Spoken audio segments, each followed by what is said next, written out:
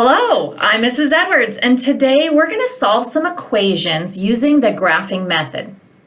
After we have graphed the equation, we're going to also make a connection between the zeros of a function, otherwise known as the X-intercepts, and factoring expressions.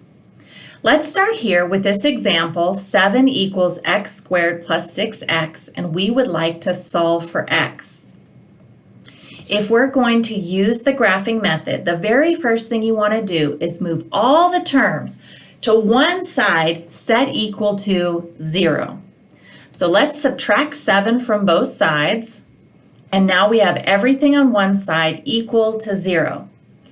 The next thing you want to do when using the graphing method is to replace the 0 with a y. In other words, we're going to let y equal 0. Now we have the equation that we're going to use to graph. So you can head over to Desmos.com or grab your graphing calculator and graph this parabola. Now that I'm here at Desmos.com, I've entered in the equation of my cubic, but I'm going to have to use the wrench in the top right-hand corner to adjust my window. So you'll notice that I'm just playing around with values on the y-axis, so that I can see the local min and local max getting that basic shape. As soon as I can see the basic shape of the cubic, then I'm going to go to those gray dots on the x-axis and click them so that the x-intercepts are revealed. Now that we have y equals x squared plus 6x minus 7 graphed, we can find the exact value answers for 7 equals x squared plus 6x.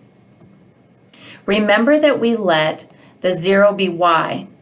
So we're really saying, what are the x values when y equals 0? The answers are -7 and +1. The answer to 7 equals x squared plus 6x is not a coordinate. Don't make that common mistake. It's simply -7 and +1 are the numbers that we can substitute in for x to make this true. So here we have our final answer. Now that we've solved using the graphing method, I want to go ahead and make a connection to factoring by x-intercepts. Here I have y equals x squared plus 6x minus 7, and I would like to factor this trinomial.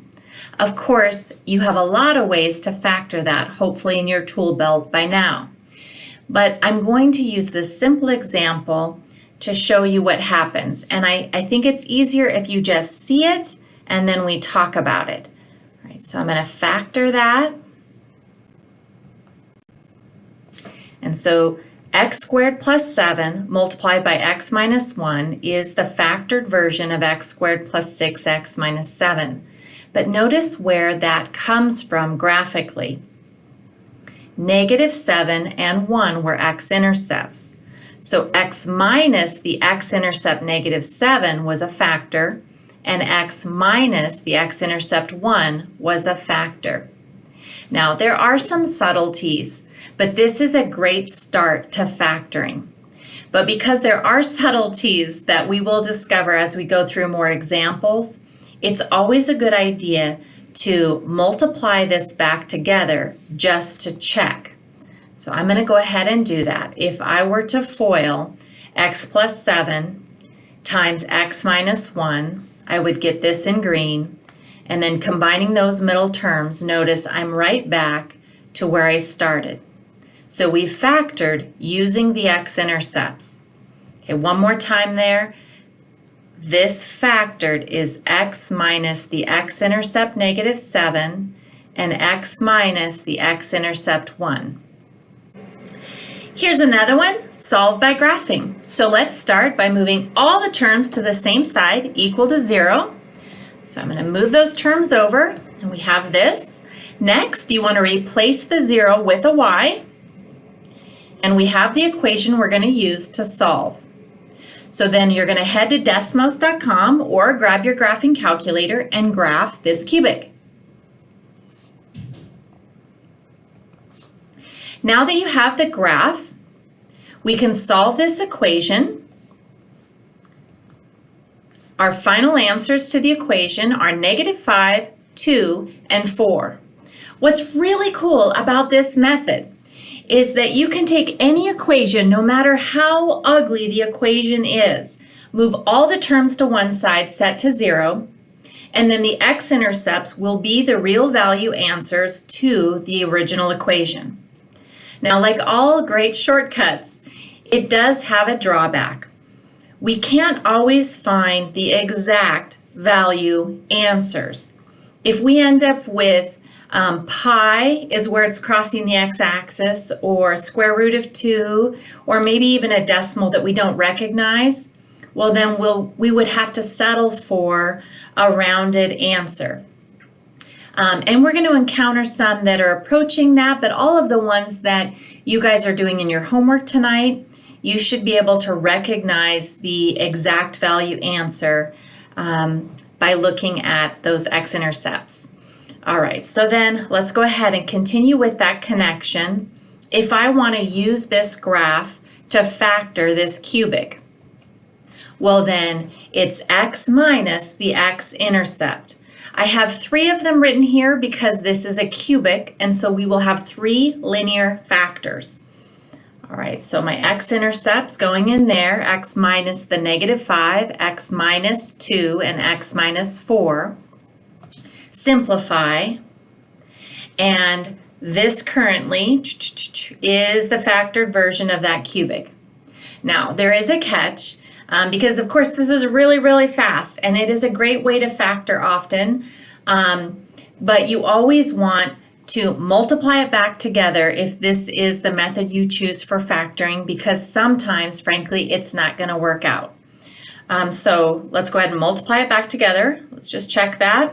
It's a great opportunity just to practice your multiplication. So x plus 5 times x minus 2 foiled together is this. I can combine my middle terms, -2x and 5x, make 3x. Next, I can multiply these two together by taking the x and distributing it to each one of those, and -4 distributed through this expression. All right, so here we have x distributed and then -4 distributed. Lastly, we can combine any like terms. So if I combine the like terms, we have this guy here, and then notice that what we have matches the cubic that we started with. So this is indeed the factored version of what we had here in blue. So we've used those x-intercepts to factor. Here we have another example. We want to solve by graphing. We start off with everything on one side equal to 0, so we don't need to move any terms over. So next, we're going to replace the 0 with a y, and we have the equation we're going to use to solve the original. Then you're going to use your graphing calculator or head over to Decimals.com to graph this equation. And when you do, it's going to look something like this. Okay, here we have our x-intercepts. And what you should notice in this example is our x-intercepts are not all nice, neat integers. We've got -4, which that one's great. But here we have a rounded version of a decimal. And then here we have 2.5. This is where we start to see the drawback of solving by graphing. In this particular instance, I think that we can force this to work, but you do have to be able to recognize what the exact values are that go with -0.333. All right, so let's go ahead, and -4 is the obvious one, but -0.333 is really representing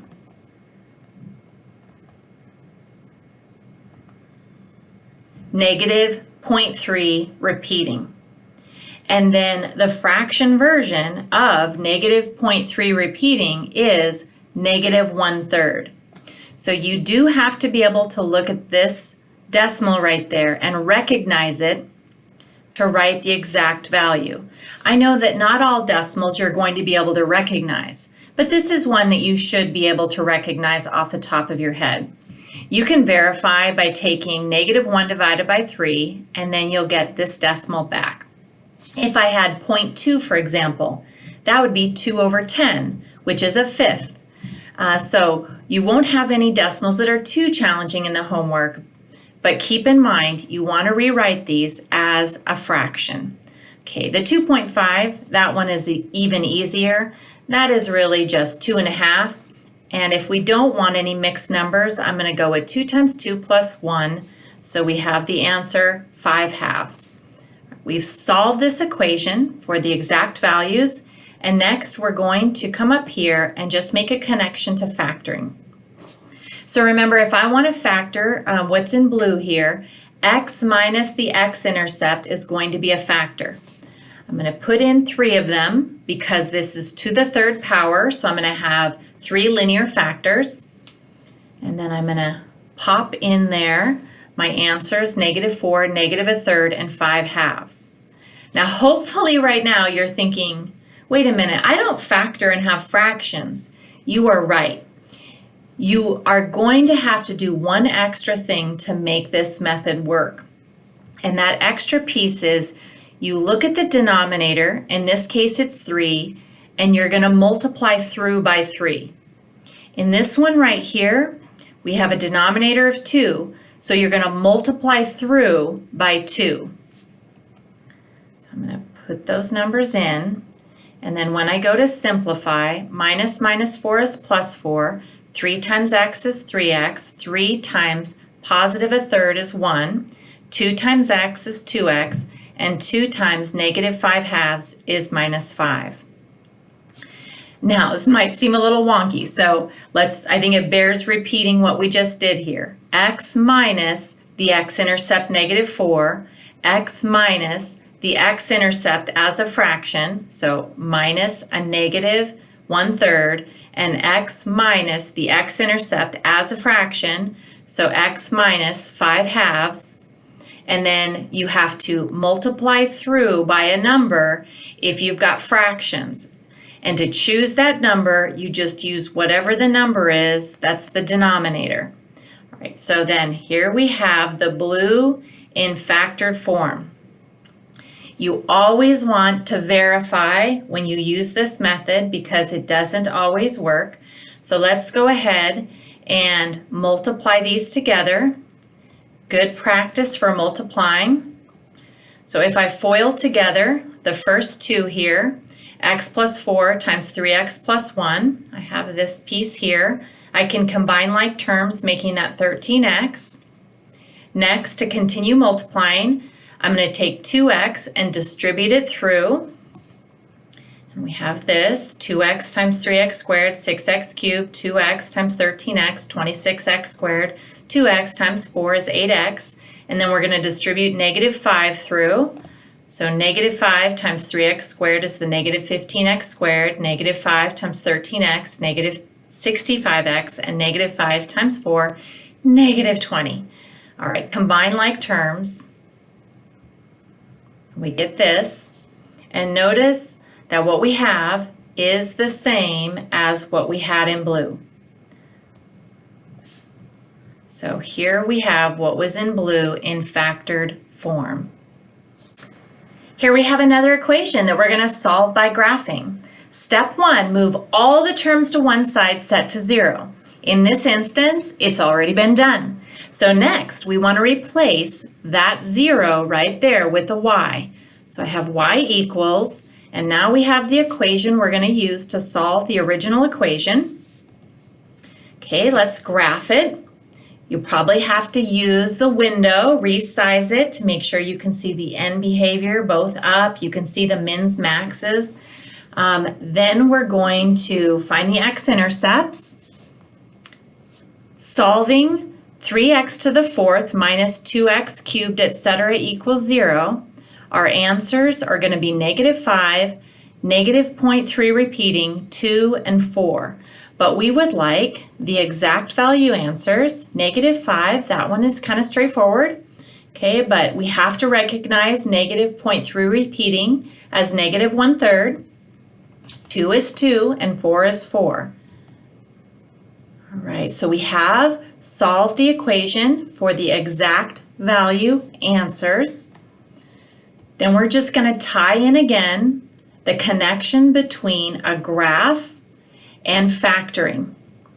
So I would like to factor what's in blue here, and we can, because we see it's to the 4th degree, I'm going to have x minus, and I'm going to have 4 different pieces because it's to the 4th degree, and then x minus the x-intercept. So in this one here, we're going to have x minus a -5. Now we cannot do x minus a -0.333. We have to have that improper fraction exact value. So that's going to be x minus a -1/3, and then x minus 2 and x minus 4. So I'm going to pop those in there. Okay, next I see a fraction, so I need to get rid of that fraction by multiplying this part right here through by a number, and you choose the number based on whatever the denominator is. So since that's a 3, I'm going to put a 3 out there. Just simplify, and this should be factored. So minus minus, we're going to have x plus 5, and then 3 times x is 3x, 3 times a +1/3 is 1, then we have x minus 2 and x minus 4. We always, if we're using this method to factor, want to go ahead and multiply it back together to verify that we really did factor. So some great practice multiplying these together. You can multiply in any order you want when you're multiplying. So I'm starting by multiplying these front 2 together. I FOILed. And now I'm going to multiply the back 2 together. Okay. Next, I need to multiply these trinomials together. So you can take 3x squared and distribute it through to each one of these terms. Then the 16x and distribute it through, and the 5 and distribute it through. Right, here's my answer to distributing 3x squared through those 3. Then 16x distributed through. And then lastly, 5 multiplied to each one of those. Combine some like terms. And notice we have a match. So we use the x-intercepts to factor what's in blue.